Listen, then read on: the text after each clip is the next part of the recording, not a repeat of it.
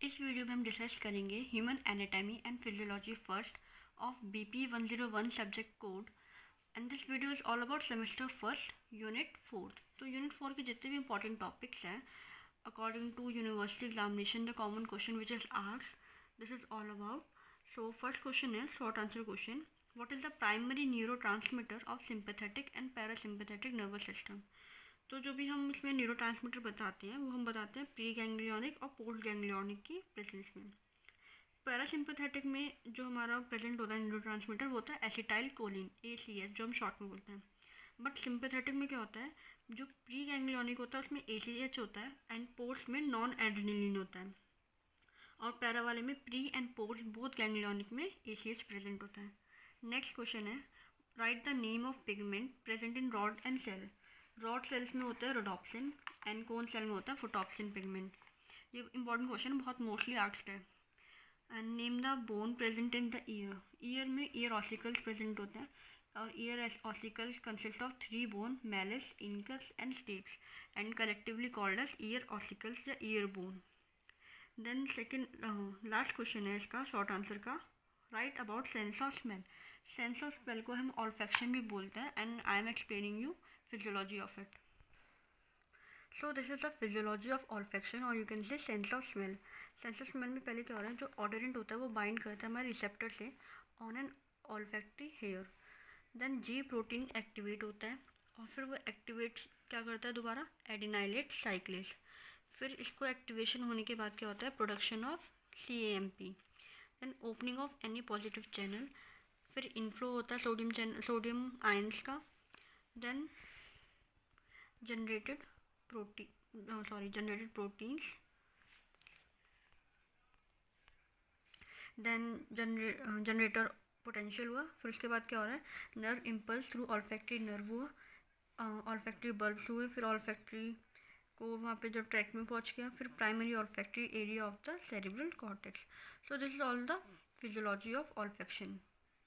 So long answer का पहला question है, differentiate between sympathetic and parasympathetic nervous system. जो सिंपैथेटिक सिस्टम होता है वो फाइट और फ्लाइट कंडीशन में वर्क करता है और जो पैरासिम्पैथेटिक होता है वो रेस्ट एंड डाइजेस्ट में वर्क करता है। सो ANS में सिंपैथेटिक सिस्टम में क्या क्या होता है, एक्साइटमेंट होती है, एक्सरसाइज होता है, इमरजेंसी एम्बेरसमेंट कंडीशन में वो वर्क करता है वो सिस्टम। और इंस्टेड ऑफ पैरासिम्पैथेटिक में क्या होता है, डिवीजन होता है, डाइजेशन होता है, डिफिशिएशन होता है, डायरेसिस होता है। एंड एग्जांपल अगर मैं बताऊं तो सिंपैथेटिक में यूरिनरी ब्लैडर जो होता है वो हमारे रिलैक्स कंडीशन में होता है और पैरासिम्पैथेटिक में यूरिनरी ब्लैडर कॉन्ट्रैक्ट करता है। Then moving toward second question, discuss about mechanism of hearing. So this is the physiology of hearing means the function और द मैकेनिज्म ऑफ हियरिंग। इसमें पहला क्या हो रहा है, साउंड वेव जो होती है वो ऑरिकल के थ्रू हमारे एक्सटर्नल ऑडिटरी कनाल मीन्स उसमें एंटर करती है। फिर उसके बाद क्या आती है, sound waves arrives at the tympanic membrane. Tympanic membrane क्या होता है, ईयर ड्रम होता है। मूवमेंट ऑफ टिम्पैनिक मेम्ब्रेन हमारे जो ईयर ड्रम होता है उसमें कुछ डिस्प्लेसमेंट प्रोड्यूस करता है, जिससे कि उसके बाद जो हमारी बोन प्रेजेंट होती है ईयर ऑसिकल, मैलिस, इंकन, स्टेप में भी वाइब्रेशन होती है। वो वाइब्रेशन स्टेप्स के थ्रू ओवल विंडो तक जाती है और वहाँ पे जाके कुछ प्रेशर क्रिएट करती है।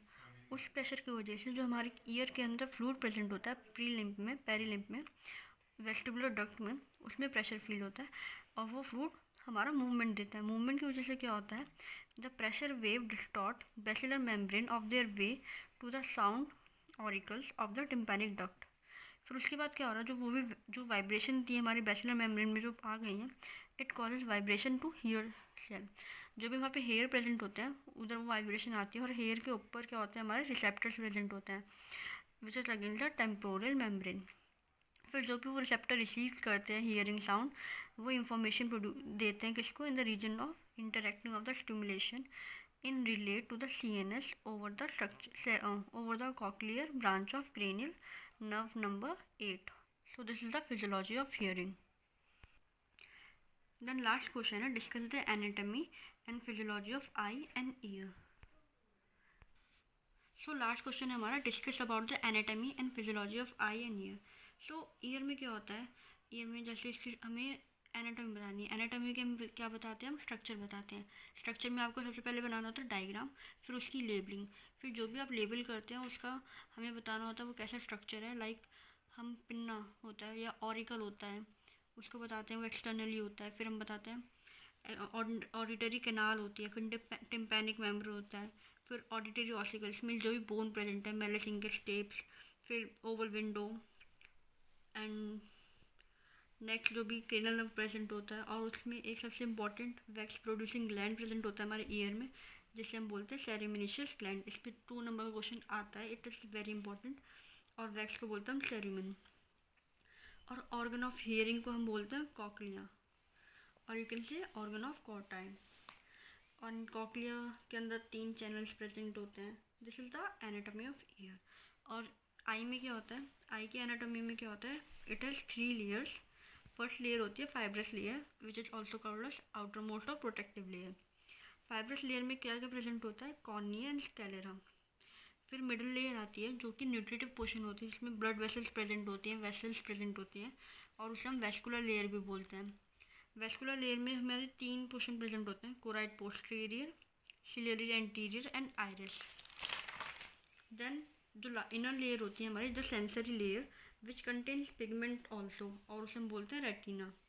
उस रेटिना के अंदर क्या क्या होता है, एक हाईली पिगमेंटेड लेयर होती है एंड न्यूरनल लेयर होती है। So this is the anatomy of I.